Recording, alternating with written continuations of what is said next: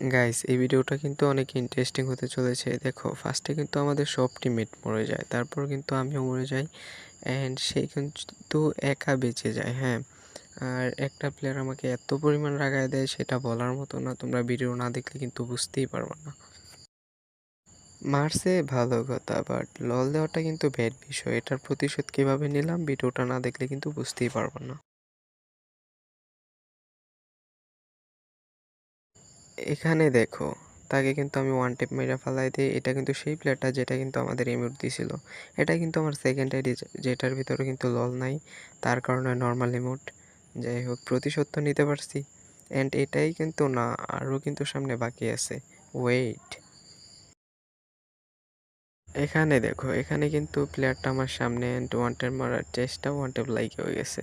এটাও কিন্তু সেই প্লেয়ারটা যেটা ইমোট দেখাইছিল। না, এটা অন্যটা। যাই হোক, ওর টিমমেট তো নাকি।